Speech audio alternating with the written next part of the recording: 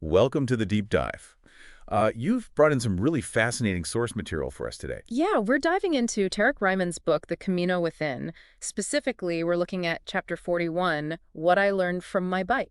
Okay, what I learned from my bike. So the idea is you want to get the key insights quickly, right? Cut through the noise. Exactly. Ryman uses his biking experiences sort of as a metaphor for life's challenges, how we handle them, how we can maybe do better. So we're exploring those parallels, not just listing them, but digging into what they actually mean for, for us. That's the mission, to give you actionable insights, maybe some surprising ones, straight from this chapter. All right, let's jump in.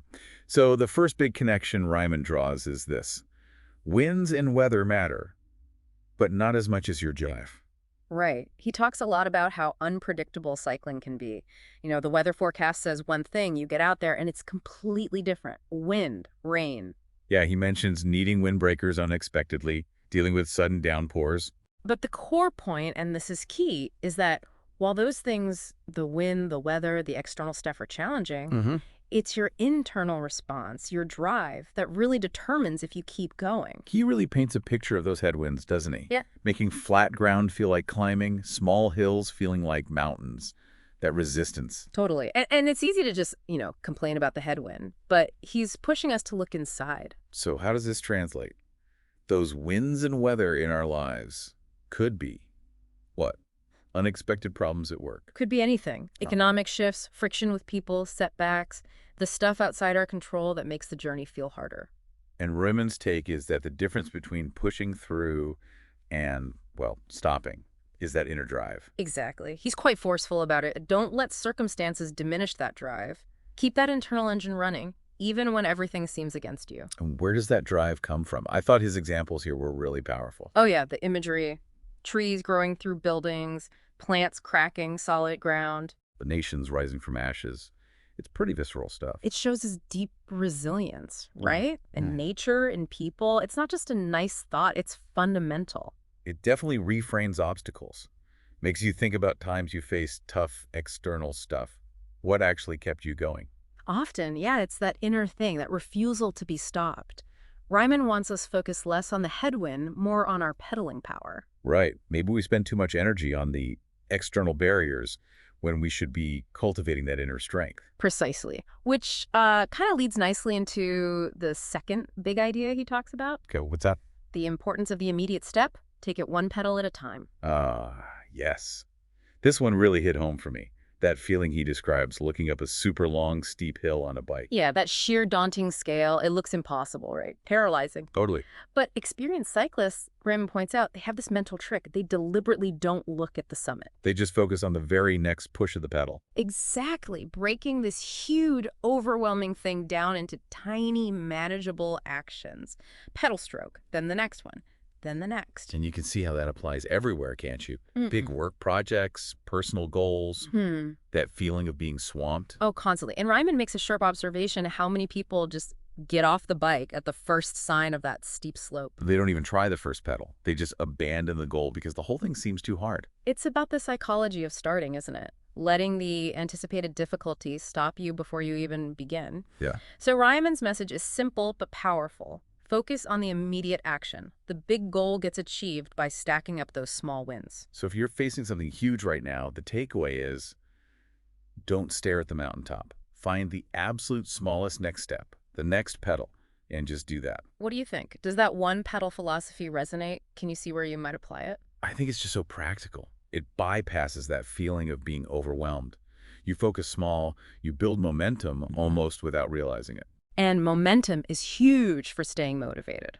Okay, so the third connection Ryman makes is all about adaptability. Shift gears to suit the path. Right, this is bread and butter for cycling. Low gear for uphill, high gear for downhill or speed, a comfortable one for cruising. You're always adjusting. Constantly adjusting. It's not set and forget. It depends on the terrain, your energy, how fast you need to go. And he draws a direct line to daily life.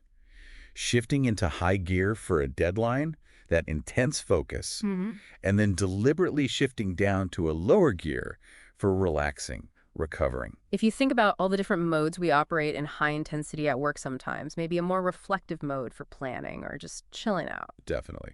And he stresses finding a sustainable gear for the long haul. being mindful of your energy, not burning out. Which brings up that self-awareness question, doesn't it? Are you kind of stuck in one gear, too high all the time, or maybe too low? It's easy to do. You forget you can actually choose to shift your approach based on what's needed. So what stands out to you about this shifting gears idea? How could you maybe use that adaptability more consciously? I like the flexibility it implies. It's okay not to be full throttle all the time, but also knowing you can ramp up when needed. It's about being strategic with your energy. Good point. Strategic adaptability.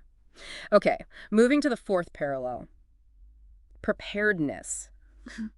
Always have your toolkit spare tire and be ready to get your hands dirty. Yeah.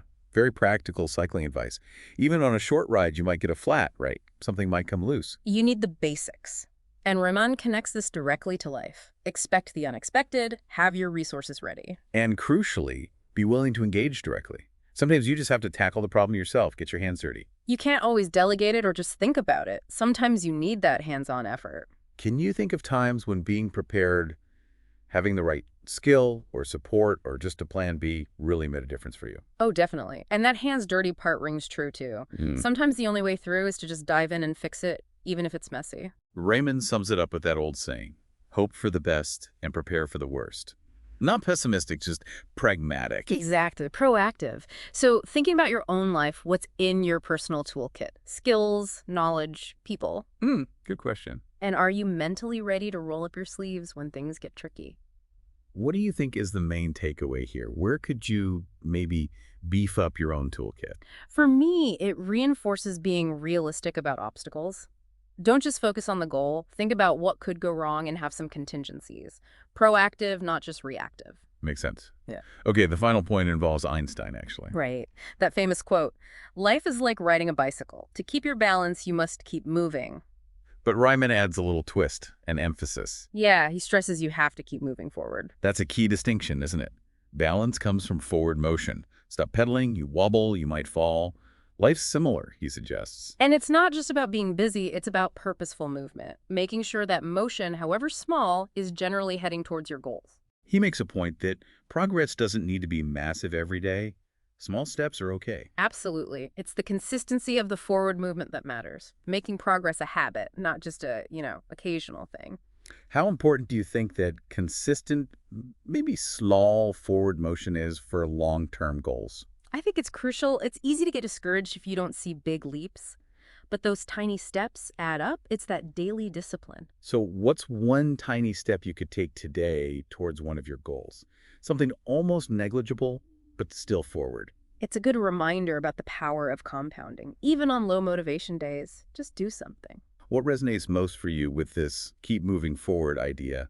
How could you build that in more? I like the reassurance it gives. Even if it feels like a slow day, if you took one small action towards a goal, you kept your balance, you kept moving forward. Yeah, you didn't fall off the bike. Exactly. And Raymond wraps all this up with a really potent final message. He says, don't let the overwhelming power that hits you in the face derail your dreams and hold you back. And never let it be an excuse to give up. Wow. That's pretty direct. Okay, so let's quickly recap the big ideas from Ryman's chapter. We hit on drive being more important than external challenges. Taking things one pedal, one small step at a time. The need to adapt, shift gears based on the situation. Being prepared, having your toolkit, and being ready to get your hands dirty. And finally, that crucial need for consistent forward momentum to maintain balance. All drawn from the simple act of riding a bike, but man, they really apply broadly, don't they? Absolutely. Really practical ways to think about navigating, well, everything. Okay, so let's leave everyone with something to think about, building on this. Consider a big hill you're facing right now, a challenge, a goal that feels intimidating.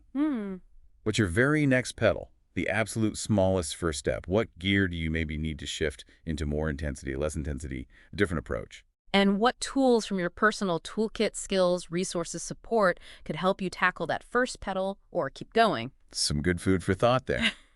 We really hope diving into Tara Kerman's insights has sparked something useful for your own journey. Thanks for joining us.